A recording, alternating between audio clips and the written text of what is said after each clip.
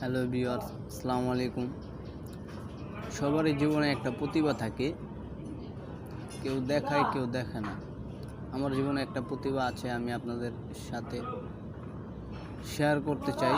যদি ভালো লাগে এটাকে আপনারা সবাই দয়া করে সাবস্ক্রাইব বেশি বেশি করে করবেন, শেয়ার করবেন, কমেন্ট করবেন, লাইক করবেন। আপনাদের কাছে এটুকু অনুরোধ। এখন আমি শুরু করছি।